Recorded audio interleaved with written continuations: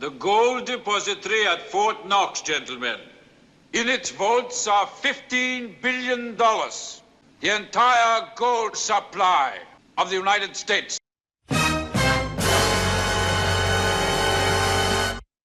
Is Fort Knox the biggest cover-up in history? In this video, we're going to talk about how gold could be at the epicenter of the next huge financial crisis and how you can prepare for it and how you can actually create your own Fort Knox. This is the Hey Ed YouTube channel. I'm your host, moderator, and all-around nice guy, Edward Anderson. I'm not a financial advisor, so do not construe anything that I mention in any of my videos as financial advice. Always do your own research before doing anything with your money. Now, apparently, this topic on gold, which I've been talking about quite a bit, lately, is kind of a boring topic because my gold videos don't get a whole lot of views. But please do me a favor, help me get this message out. Hit that like button so the algorithm picks it up and pushes it out. And if you can watch this video all the way through, that helps the algorithm a lot as well. But yeah, apparently this topic is apparently kind of boring to a lot of people. One of the biggest roadblocks in people achieving financial success is apathy. They just don't really care. They're bored by it. They're not paying attention. But you really have to pay attention to what could happen here in the gold market. All right, so let's get some facts out of the way here about Fort Knox that you need to know. Okay, so right now, the official tally of U.S. gold reserves is 8,100 tons. The U.S. government claims it has almost 5,000 tons of gold, but Fort Knox U.S. gold reserve has not been audited since 1974, almost 50 years ago. No one has seen any of it. Time for Elon and Doge to conduct a full audit of every single ounce of gold. It's our money. Well, good news on that front. Guess what? We're also going to Fort Knox. I'm going to go with Elon because we want to see if the gold is still there. We want to see. Wouldn't that be terrible? We open up this Fort Knox. It's just solid granite that's 5 feet thick. The front door, you need 6 musclemen to open it up. Wouldn't that be terrible if we opened it up and there was no gold there? Tell us about Fort Knox. Yeah.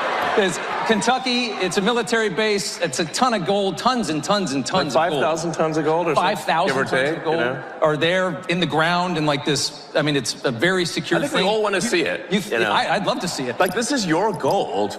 Okay, so supposedly about half of the total U.S. gold reserves are being held at Fort Knox. Now, they say that the last audit was done in 1974. That's not quite accurate. The last full audit was done in 1950. In 1974, there was a small delegation of congressmen and press who showed up at Fort Knox, and they took a tour. But it wasn't an audit. It was a photo op. And then they closed the doors again, and they didn't open it up again until 2017, under the Trump administration, where then Treasury Secretary under Donald Trump, Mnuchin, also took a visual tour of Fort Knox in 2017. That's it. Now, they use that term audit kind of casually and out of convenience, but that's not really quite accurate. The actual last audit that was done on the guy was in 1950. But what they need to do now is not an audit. They need to do a tally. An audit, is a paper trail thing. A tally is where you go in and you actually count the gold. Now, it's not enough that the gold is there. Even if the gold is there, then we have to make sure it's actual gold and not just bricks painted with paint. So they've got to test it for purity. Now, this whole tally process is not going to be easy. It's going to take time if they're going to do it properly. They've got to count the gold. They've got to check it for purity. They have to check the ownership of the gold. And they have to match up all that gold with all the derivatives surrounding the gold. A potential U.S. gold revaluation will have zero meaning if they don't prove to the world that they actually have 8,100 tons. A proper audit must, of course, include all gold leasing, futures contracts, etc. I doubt we will ever see the true position. In any case, a U.S. gold revaluation is just a bookkeeping event. Okay, so gold right now, the issue of gold is getting worldwide attention right now. Now it's coming to a head. There is a lot of mystery surrounding gold. And who owns it? Where is it? How many contracts are there against it? And as the light of day is shown on this topic, it could lead to actual financial calamity. And at this moment, as I'm talking to you, there is gold flying in the air, over the Atlantic Ocean and the Pacific Ocean. There's gold in the air now, and it's something that people haven't seen in decades. there is chaos and panic, and everyone is trying to figure out what to do inside of that space. And there is actual corruption at the highest level starting to be exposed. The gold market is screwing the Bank of England vault. The Bank of England is screwing at least 72 central banks who store their gold there, like Venezuela, Australia, Argentina, Germany, Austria, Switzerland, Belgium, UK, etc. We are having a master blank show. What's happening in the bullion market is an old-fashioned banking crisis, but this time around, the Federal Reserve cannot print or do QE, as the liquidity that is missing is physical gold. The spike in lease rates is reminiscent of the LIBOR spike. Okay, so this issue with gold going on right now is creating another banking crisis. But like Moneko just pointed out in that tweet, this cannot be solved just by printing money, because you can't print physical gold.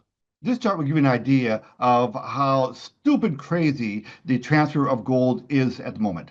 This is the 30-day average of COMEX 100-ounce physical deliveries. People are panicking. They're calling in their gold. Okay, so how do I explain how this could create the next global financial crisis? Well, I found an article that does a really good job of encapsulating that. So let's read along with that, just a couple paragraphs. So hang in there, okay? I'm making my point. This is all really important stuff. Some gold industry observers have argued that there is evidence that the handful of large banks that issue most of the gold derivatives contracts have acted in concert to manipulate the price of gold. Duh. An illegal pricing cartel among the banks would not be unprecedented. That means it's happened before, guys. The public discovered similar practices in the mortgage securities fraud leading up to the global financial crisis and the London interbank offer rate. That's the LIBOR, right? The recent sharp rise in gold prices may put pressure on these banks and lead to instability in any price fixing arrangement. If the cartel unwinds, it could come quickly and violently. There would be winners and losers and potential contagion into other markets. In other words, gold derivatives may become the epicenter of the next financial crisis. In such an event, demand for physical gold would spike further, as would prices. Okay, so as we get some transparency and some clarity on what the actual picture is looking like with the gold market and the gold derivatives, things could unwind really quickly. And I've spoken to you a lot before how I think that the cause of the next major financial collapse is going to be the derivatives market. And gold, just like mortgage-backed securities in 2008, they could be the cause of the next financial crisis. So things could unwind very quickly. The biggest buyers of physical gold and silver right now are the banks who are involved in the precious metals derivatives and trading markets. Are growing risks of default or failures imminent? Wow, that's the $64,000 question, right? Listen, there are a lot of banks out there who are short gold. And when you're short something, you have unlimited risk. So we can see the mother of all short squeezes in the precious metals industry. Okay, so we've been talking almost exclusively now about gold. Let's talk for a hot second here before I finish about silver. Disruptions in silver markets are the most acute in recent history, as London's free-floating inventories drain below critical thresholds for the market structure. While prices have thus far posted a remarkable performance year to date, many remain disappointed by their relative underperformance to gold. Ultimately, this is a framing bias. This strong price action has occurred despite little evidence of speculative inflows, in contrast to gold, and prices have still managed to keep up with the spectacular heads I win, tails you lose. In contrast to gold, markets are still sleepwalking into the silver squeeze you can buy into. All right, so let's talk for a quick second about the idea of doing an audit on gold. It's not enough just to go to Fort Knox. Fort Knox is not the only depository. We also have official government depositories in Denver and West Point. But then we have a lot of depositories in the Federal Reserve System, the largest one being in New York. And then you have the private banks, like JP Morgan being the largest one. And then we have deposits at the largest banks, JP Morgan being the largest one. And they're right across the street from the New York Federal Reserve. JP Morgan vaults are 5 floors below ground, right across the street from the Federal Reserve vaults, which are 5 floors below ground. So when they do their audit or their tally, they can't do it one place at a time, because there's always a risk that these places will, and they'll do a little shell game where they'll move the gold from one depository to another just in time for the investigators, to see the gold. So they have to do them all at the same time. all of the depositories, both governmental and private, like the large banks. Okay, so what can you do to create your own Fort Knox? Well, start creating your piece of junk pieces of paper called fiat currencies, in our case, the US dollar, and converting them into gold. Notice how I didn't say buy gold. You're not really buying anything when you convert your money into gold and silver. You're converting your asset from a really bad depreciating asset known as currency into a solid appreciating asset, one that actually holds its value, like gold and like silver. Now, the primary purpose for buying gold or acquiring gold is to preserve your buying power, right? Well, it just so happens that if things play out the way things are looking right now, your gold could do a lot more than just preserve your buying power. It could actually make you a lot of money. And just imagine if in 1928,